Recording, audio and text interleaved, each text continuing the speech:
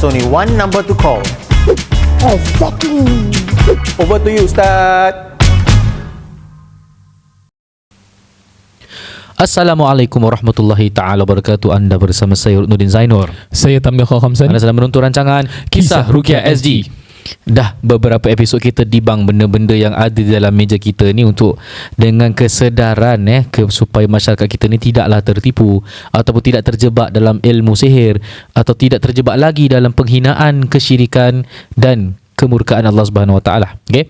So hari ni insya-Allah kita teruskan dengan lagi satu item yang banyak ada dijual. Iaitu dia ada di mana-mana. Dari mana-mana ya. Okay. Iaitu cincin khodam. Cincin khodam. Okey. Sebelum kita terangkan apa itu cincin khodam, perlu difahami khodam tu apa. Khodam ini referring to makhluk halus, makhluk gaib, dan dalam penerangan agama kita yang gaib itu adalah jin ataupun malaikat. Okey, so di sini malaikat tak akan melakukan benda-benda yang haram di surah Allah Subhanahu Taala, tapi makhluk gaib yang namanya jin. Dan bila sebut khodam, yang disertakan dengan setengah benda di sini ni adalah cincin yang ada penjaganya. Now, apakah itu bermaksud jin itu tinggal di dalam batu ini? Wallahu ta'ala alam, ada yang mengatakan tinggalnya di situ, ada yang mengatakan beacon. Dalam bahasa putih beacon maknanya di mana awak pergi, bila awak pakai cincin tersebut, makhluk jin itu akan mengikuti awak di mana-mana saja awak berada. Okay, so without further ado, saya serahkan kepada Ustaz Tam, pakar jin. Dia merupakan seseorang yang suka kepada cincin, dan ini semua cincin dia ni. Taklah. Okay, dah diberitakan Ustaz. Okay, jadi kalau kita dengar word khadam ataupun khidmah, ataupun kita cakap kalau kita nak berbakti pada orang, berjasa pada orang, apakah khidmat kita pada orang tua kita? Ataupun dalam bahasa Arab, ayyu khidmah, macam mana aku boleh bantu awak? How can I be of service to you? Ini di antaranya. Dan khidmah ataupun khadam yang kita selalu cakap ialah dampingan, ikutan, apa yang bersama kita. Dia boleh jadi makhluk-makhluk yang berbagai-bagai, berbagai jenis gundurwo lah, apalah, dalam jelmaan bermacam-macam. Betul. Apa ni, hantu raya, na'udzubillah, macam-macam, berbentuk binatang, tinggi, terbang, merangkak dan sebagainya. Dan seperti orang yang sukakan cincin tu you kena tahu di antara sunnah Nabi Muhammad sallallahu alaihi wasallam. Maka Rasulullah cakap dah tak boleh pakai lagi emas bentuk lelaki, dan silver ataupun orang kata silver in bahasa Melayu perak. Perak boleh digunakan. Jadi gold memang untuk lelaki, cincin semua dah out dah. Dan kalau cincin untuk khadam, biasanya mereka tak pakai silver. Diorang pakai bahan yang lebih murah, stainless steel. Kalau silver ni agak taklah paling mahal, tapi kualiti yang paling baik. Okay? Dan mereka gunakan banyaknya stainless steel. Stainless steel ni dia boleh jadi kekuning-kuningan, tapi dia boleh jadi kuning. Dia tak tahan lama. Dan dia senang calar juga. Tapi depends, kalau you pakai lagi murah stainless steel, dia boleh karat. Kalau stainless steel yang baik, dia susah nak karat. Jadi kenapa mereka gunakan stainless steel? Dia boleh tahan lama. You boleh buat cuci, you makan boleh dengan cincin tersebut, jadi tak kotor. Dia tak, orang kata tak mudah hilang warnanya. Okey, jadi cincin biasa ada letak batu, ada yang letak kayu koka, teras kilo, kemuning, ada yang wallahualam warna hitam dan sebagainya. Ada kayu-kayu yang lain yang saya pun tak tahu namanya. Ada pakai raja kayu. Dan contoh kalau macam ada ni, yang pakai rajanikan, tak lagi. Okay. Ini contoh koka. Cincin koka, diletakkan kayu koka. Koka tu bukan nama noodle. Bukan. Okey, teruskan. Aku panggil sponsor kita. Okey, contoh. Jadi ini di antaranya lah, di antara digunakan. Ada yang dia bagikan getah koka. Ada juga macam ni, getah koka. Sampai dia mengeras menjadikannya sebagai cincin. Okay. Oh, okey. Kemudian inilah koka yang disebutkan. Oh, itu koka.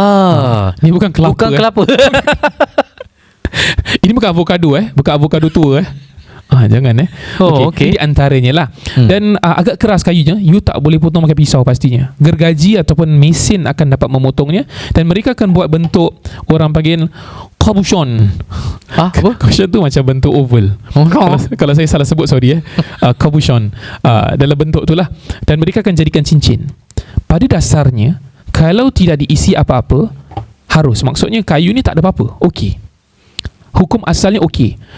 Bila dia jadi haram ataupun jadi benda yang sangat diragui, ada syubhah, bila dimasukkan diasapkan dengan bacaan mantra yang luar daripada Islam. Kira dah lain dah, you dah masukkan perkara. Contoh, ini ialah batu mani gajah. Mani gajah?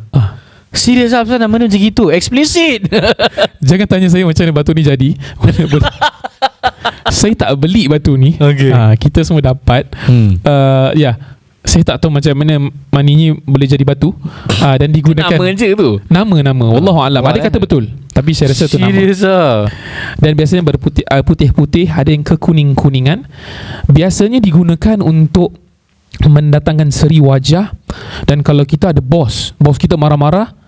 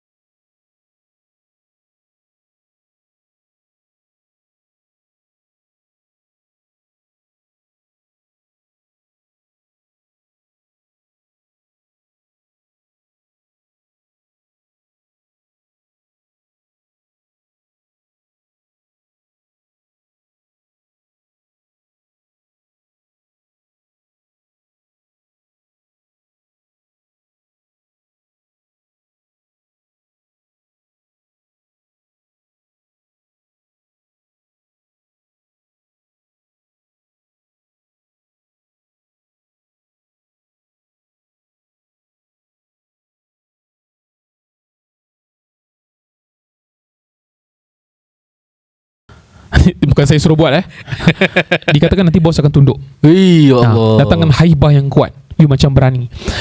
Contoh ini pula akik, ataupun in English agate, A-G-A-T-E. Agate. Biasa yang kalau orang Islam pakai akik Yamani Sulaimani. Kenapa Sulaiman? Kerana itulah. apa yang di dunia semua dulunya orang kata living things, jin, manusia, binatang semua tunduk kepada Nabi Sulaiman alaihissalam. Sebab tu dia namakan Sulaimani. Itu saja. Tu di antaranya. Kira batu ni pun living things. Dikatakan makhluk hidup. Jadi kalau kita let's say lah kita nak pakai yang akik Yamani, daripada Yaman, dari Yaman, okey, tak ada masalah. Tetapi bila diisikan, walaupun batu itu batu yang sebenarnya biasa, baik, bila diisikan, diletakkan pelbagai makhluk-makhluk ataupun entiti di dalam batu tersebut, maka menjadi salah. Benda sunnah yang sepatutnya sunnah kemudian menjadi haram. Dan cincin ini kalau kita nak gunakan pada jari ni, ujung atau ni, kanan kiri boleh, ini sunnah. Kalau jari-jari yang lain ini tak boleh kalau ada jari tengah. Saya tak nak cakap mengikut amalan mana punya bangsa, tapi tak boleh letak pada jari ni, pada jari ini sahaja. Okey. Tapi bukan membawa kepada hukum haram kan? Dia tidaklah saja kan. Tapi kalau you ikut kaum tersebut, letak pada jari ni boleh jadi pada jari ni boleh jadi haram. Tapi kalau you letak, tak ada apa-apa lah. Tapi apa manfaatnya? Kita letak pada jari-jari yang Rasulullah pakai sunnah. Yang sunnah lah, hidupkan sunnah. Ya. Okey, nak tambah? Okay. So di antara item-item yang pernah dijumpai, kononnya item itu mempunyai khodam sihir. Ya. Contoh cincin ini hantar dapat ni memang ada khodam Ada yang ada khodam Wallahu a'lam. Wallahu a'lam Okey. Tak nak cakap, kita tak nak cakap Okey, contohlah kalau benar ada khadam, insya-Allah kami dah ruqyahkan insya-Allah. Dan kalau mungkin tiada khadam juga insya-Allah. Dan biasanya kalau orang pakai sikit tambah, kalau bagi pemakai yang tidak kuat, mereka akan pening, salah bawa. Yang lemah semangat akan diganggu lebih teruk. Jin tu akan overtake. Okay. So di antara item-item yang kita dapat lihat dijual dengan adanya khodam mereka menunjukkan video kesaktian dan kekuasaan item tersebut. Antaranya, mereka bila letakkan, diasap-asapkan, dia akan bergetar. Okay. So kita zoom sikit ni, bergetar tak macam ni? Tengok dia getar tak? Of course lah tak. Okay, sama ada betul bergetar disebabkan kuasa kesaktian jin, ataupun bergetar sama ada elaborate hoax. If it's an elaborate hoax, bukan satu penipuan, Allah sahaja maha mengetahui. Jikalau anda yang buat untuk menipu berdasarkan nak dapatkan keuntungan, kita jawab depan Allah Subhanahu Wa Taala lah. Dan khodam-khodam ni selalu yang saya lihat adalah kononnya berisi dengan macan putih. Macan putih ni maknanya harimau putih. Ada yang ada naga, ada yang maksudnya buaya, ada yang dimasukkan ular, ada yang dimasukkan dengan putri segala putri, monyet. Ada yang dimasukkan dengan monyet, ada yang dimasukkan dengan dewa-dewa dari putera-putera kerajaan agung terdahulu kononnya. Dan ada banyaklah.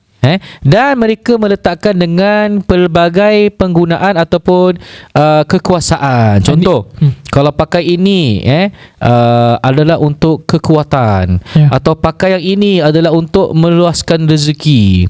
Kalau pakai ini adalah penunduk, jadi sesiapa yang memusuhi kamu mereka akan tunduk. Kalau pakai ini adalah ni kosong ni. Mana batu? Perlu diletak batu daripada alam bunian. Gurau-gurau je. Okay. So ada pelbagai kegunaan. Now, pakai cincin seperti diterangkan Ustaz Tam, hukumnya okey je, tak ada masalah. Pakai batu apa pun ataupun koka. Ni di berat juga koka ni. Betul. Okay, dipersoalkan tentang hadis koka. Ada yang mengatakan hadis tu maudhu, hadis yang palsu, tak ada kegunaannya, ada yang palsu. Ada hadis yang menerangkan ada hadis pasal koka. Kelebihan koka itu kononnya bahtera Nabi Nuh tu kononnya dibuat daripada kayu koka. Tapi kita merujuk kepada hadis tersebut, dia tak ada asal usulnya. Sanadnya ada yang sampai ke tahap maudhu lah, sampai ke tahap palsu.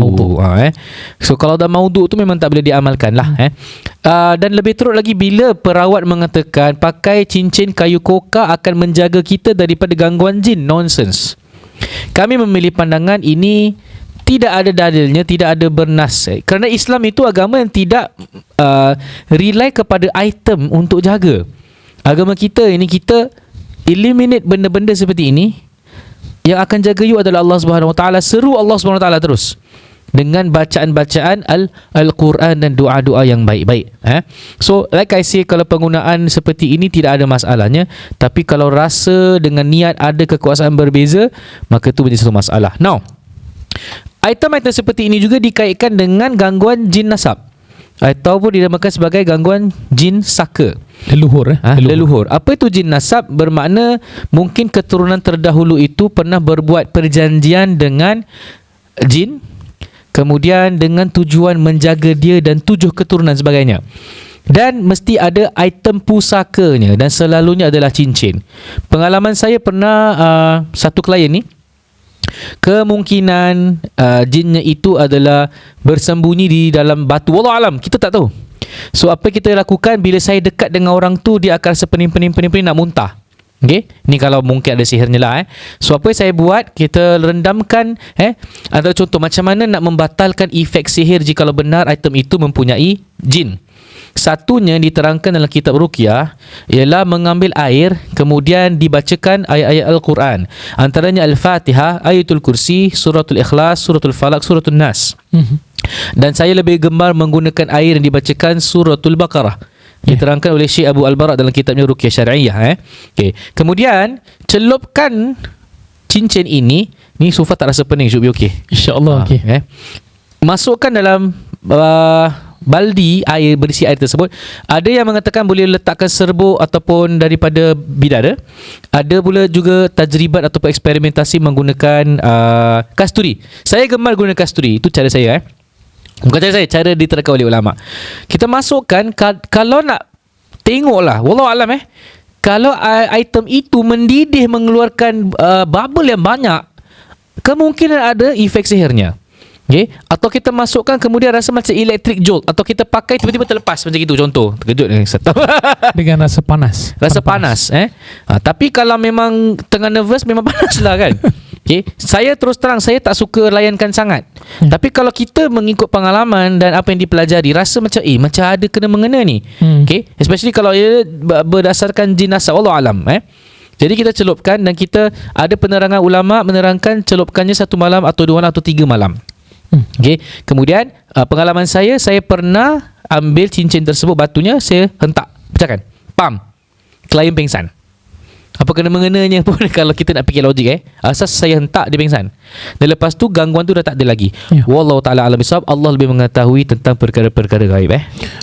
Kemudian ada yang kayu-kayu ni direndamkan pada air dan minumannya menjadi khasiat. Contoh Coca ataupun Traskelo, kayu kuning, raja kayu. Wallahu alam, dari segi herba-herba mungkin ada benefits, tetapi itu bukan menjadi satu kayu ukur ni boleh digunakan dalam ruqyah, dan tak semestinya benda tu ada efek yang baik untuk kesihatan. You boleh masukkan jin. Dia tak macam tu. Kalau dia ada kebaikan, dan kami tidak pakar dalam bidang ni lah, kena tanya orang-orang yang lebih mahir. Kalau contoh minuman airnya ada kesihatan, proven scientifically, medically, dan dari segi perubatan tradisional ada kebaikannya, alhamdulillah. Tapi jangan disamakan dengan penggunaan jin dan syaitan ataupun bacaan mantra dalam minuman ataupun makanan kita, menggunakan barang-barang ini sebagai perantara. Lagi satu, dia kata kita akan jumpa ramai orang macam ni. Contoh kita pakai cincin, saya pakai ni ada power tak? Okay, saya punya biasa. Contoh saya pakai akik Yamani, Ramadan warna hitam Al-Habshi contoh. Saya pakai cincin, entah apalah ni. Cincin kahwin. Cincin kahwin. So contoh kalau kita gunakan ni, kemudian orang nampak, contoh saya pakai di jari ni, Ustaz, Pak Ustaz, ini cincinnya ada kuasa Pak Ustaz. Kira kita tak ada apa-apa tau. Dia nampak, mata saya nampak ni Pak Ustaz. Kita dah mula fikir, lah, sakti aku punya cincin ni. You pula khabarkan pada orang lain, ada orang kata dia nampak benda. Kemudian dia katakan, kalau cincin akik ni contoh, you nampak retakan batu, dalam batu ni ada retak, dikatakan jinnya dah tak kuat ataupun jinnya mengamuk. Apa barang? Saya bertanyakan kepada geomologist ataupun orang yang pandai tentang gems, batu-batu ni. Mereka katakan, Ustaz, ada batu yang tua ataupun melalui fasa macam aging proses, harsh conditions, panas, bergerakan, goncangan, earthquake, memang batu tu akan ada retakan. Dan contoh batu opal tu memang batu yang fragile. You nak buat cincin, you tak boleh ubah-ubah shape dia, takut pecah. So memang ada batu yang akan retak. Kita yang tak tahu kena goreng. Senang-senang kena goreng, kena game. Sayang, orang-orang kita kena gebang je. Kita punya masyarakat kesian, kena tipu bertahun-tahun. Jadi berhati-hati, gunakan cincin sebagai sunnah dan jangan libatkan perkara-perkara yang mistik dalam perkara penggunaan ini. Again, kita tak kecam orang yang menjual. Pembeli kena bijak. Penjual bisnes, kita faham, ni semua bisnes. Tapi pembeli kalau nak ikut sunnah, beli cincin yang biasa lah. Beli batu yang baik, akik ke apa, ruby ke sapphire, silakan. Marjan dalam Al-Quran disebutkan. You nak beli terpulang lah. Dia ada jenis. Contoh ni marjan ni daripada India. Contoh batu ni batu Fairuz daripada Iran. Ada yang fake nya. Fairuz ada pada pedang Rasulullah SAW. Sekali rendam, color hilang jadi putih. Ni semua hati-hati kena belajar, jumpa pakar. Saya bukan pakar, tapi saya banyak belajar daripada orang-orang yang menjual dan membuat cincin. So anda semua boleh tahu Ustaz Tam ni dia ilmu dia pasal cincin dia, Masya Allah. Dan terakhir ada satu batu ni, dia nak ingat dia memang keras. Namanya kepala batu. Okay, sekian saja daripada jangan kita berkepalakan batu jangan kita kepala batu dengan melawan dalil semata-mata untuk memenangkan apa yang tidak diterangkan dalam agama. Okey, ada batu yang kalau macam you nak hujah dengan orang, you pakai batu ni jadi bagus. Jap. Katakan tak tahu kan? Tak tahu apa? Hujahnya batu B2B. Sorry. Tak kelakar. Sekian saja dari kami pada episod kini. Anda bersama saya Nurdin Zainur. Wabillahi taufiq wal hidayah. Wassalamualaikum warahmatullahi wabarakatuh. Assalamualaikum. Assalamualaikum. I hope you have enjoyed the video by Ustaz Tam and Ustaz Ruk. But now it's NNM time to give you that empowerment in terms of property and real estate. So today we're going to talk about guys. Actually, I want to. It's not controversial, but I think it's something that is apparent sebagai anak or as a as a filial son or daughters. When your parents say, "Hey, can you buy over my house?" What would be your reaction, especially if you're married?